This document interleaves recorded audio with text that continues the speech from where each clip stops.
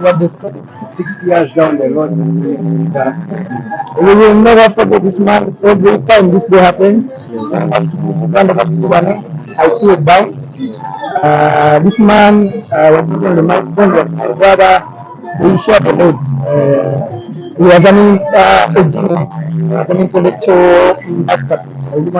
Not only music, but everything. Right? So, twabiranganya naye nga ambulya n'olunaalo balisinayo wasifunda about almost everything.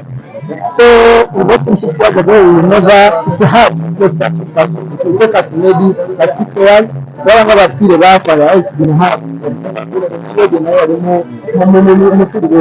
Fully gifted. So tujja tulina uleeta nkyama twakubadde naye briefly before naye tugosobola munaga obulamu omuntu azaalibwa era n'aga n'aba ne Katonda but it's happy smiling down not because this is what oyogera nga bitugambanga ndenmumanyi bakuntogera nga oba wewafa ate naye so we celebrate his legacy, we celebrate his art because he was one of the kind. Actually, musajja mulungi if you knew him. Osamu yali abazoganya naye bamutogera nga mumanyi naye nga he's going to be here for eternity. Tali music we wali mungi nimumuwulira yonna wetulaga emmotoka yange tavaamu emmotoka zamu playlist has their music. Omuntu ayinza okugamba for the 6 years tuliddwa aba celebrities bangi but why is it that every time yalina amasanyalaze amasanyalaze gegakusika netujjanga wano every time bwengenda ejinja bwengenda enyimba za radio embeera mu gavana enyimba za radio zezisinga okuvuga nezisinga nezaffe abakyali abati abalamu ago maanyi Kabaka radio kumula mirembe naye tewawumula mirembe okyatutwala abakyaliwo kyakola ki Kabaka Moses. Omuntu yandyebuuzizza for the 6 years we have been without radio, what is the music industry missing? A big time. It misses again. He was like one of the best. Music amumisinga. Si music yeka. Insi na olaba. Motomato jera nga birabe twaberanga. Insi ndagala mwa clip noza mulabanga limo Bobi Wine kunyanja. I was the director and producer of that show, The Ghetto President. So Prime Minister other music that would move the nation, and some of those videos we are pitching now to the government and they are listening. There are some of his words and some of his things. So karamu munja kwa tumamtegera that level until you as a genius sing the music yeka. Naye ngo omuntu obwongo omuntu ategera buli kimu ku nsi. He was one of the guys yagala ati buli kimu. Tumtegera aliposeranya. So si music kama ya music ngange mani wabera icon. Ate njolera icon alira mu soza tozikula. Bamanya bagenzi kati nawe wa very items by the band nti sali so imagine if you was the bus like the more was the note. So kati nina kati kirungi muganda Frank Asante the local says that's really cool.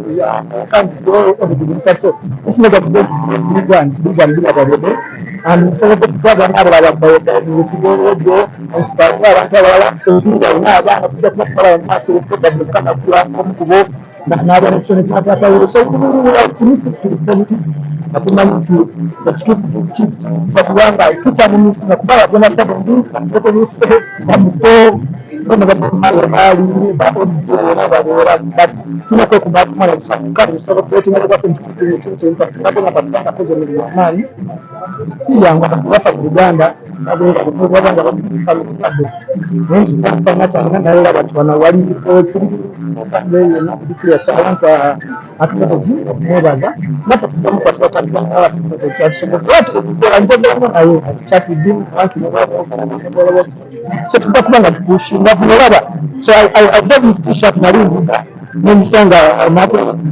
nini kugula so nimeomba ndio katika mama wa bana wetu kwa kujera so these are things we have to start discussing with the family now mama out because an icon never go in start yenga wa mtwaro kumora waga bujingu wako na sikutuna kulanga na nani katukule msibaka kisa ora mkuna my most forward thing kuna tusema kuona na jingu na bwana wakati wa mtwaro ndani so much positizidde kati tuba tukola ebintu ebyo batulina kyokuteekebishabba bazambala nkofiira kibingi nnyo bwebakozesa abaana omugiraba because I know part of the story. And when you tell you sit down as a family and you tell the story in a very, very good.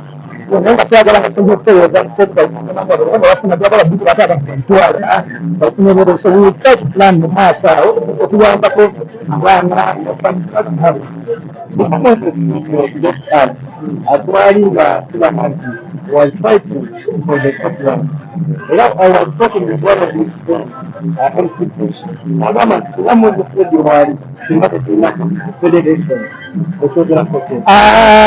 Kotula tugenda kuyitibwa amukora pioneer bamubarema because of the president will open a letter everything that's happening. No, nabagamba ebintu byebi mugwalibwa tulanga nono musajja bati batuddamu mubeera agency nabiranga mu agency gamali bati omusajja obatereka mukama mutwala mutwala busazi nafuna mama na wabana batumukwa atuma bwanji bino bugana so now the vote will pass obawo tusalamu abantu ngabo batukatoka fadi ndio ajipanga kwa jibu mfadi kwa over more than 2 years to some kama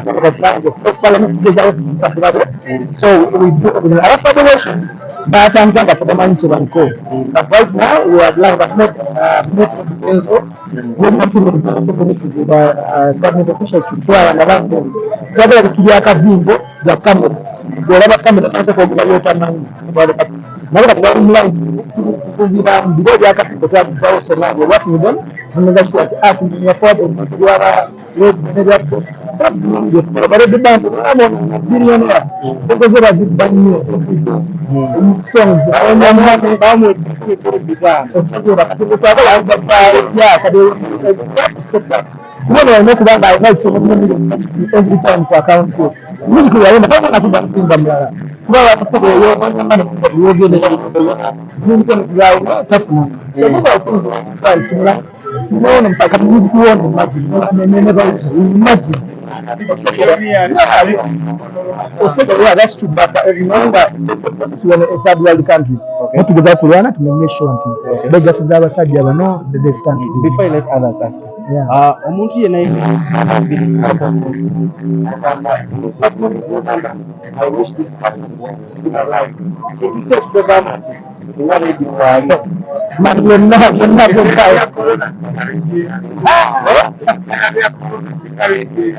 Corona singa radio yaliwo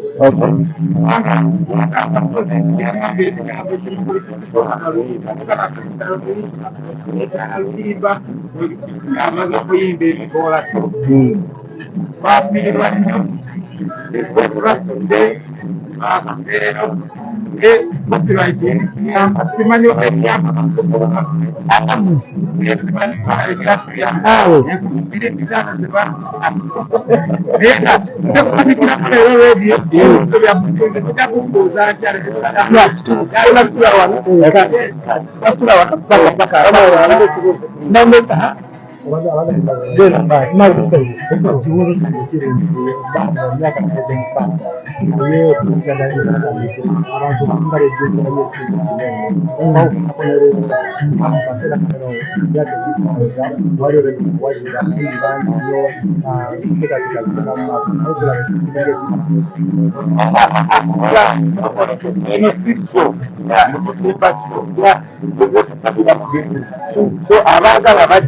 abatagala tunakola ki noba namawulire lwatukubuuza ebintu ebitakwatagana kino kiba kigulwa bakusazisa sente okuyingira wano iswalla tugamba oba ekituba ekikuuliza era tutakuta nenkyakatuna because tomorrow sabajja kujana abasobodde abana tasobola twagala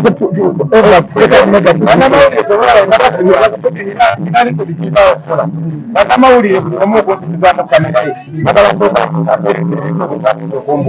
obuuza ebintu ebitakwatagana nekozesa abantu owulira kati oli mu kubuuza abantu baza emiso bagiranze okuddamu kati emiso bagiranze kati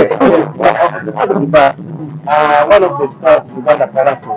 Yesterday he was complaining, why are we celebrating only radio instead of celebrating radio and radio? We celebrate better. We alive, but we celebrate because but we celebrate because my vote was around change of that. We also have another celebration. I go there. So I celebrate my day. I do it, but every day. I celebrate, but that is make up the way you tell you. So to the tell you, we of course have to celebrate. No, every time. Celebrating, then I don't celebrate because it was a duo. Of course, about celebrating. It was people as great as it was divided. Money how they made the music, to know the plan, it was a thing of celebration. Now to celebrating about 20. So I still have to celebrate things every day because it's part of the good combination. You will never also go out. It's part of the radio story. We have two, the other two, it's very busy. But now we're here because it's Basco and it's celebrating. So I would have got and you see celebrate. I would have got and you see celebrating.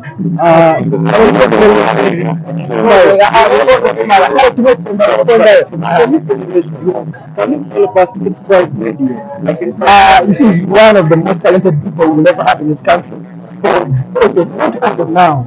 It's going to stand like Philip. I don't know if I'm going to my great-great-grandkids will be on that music.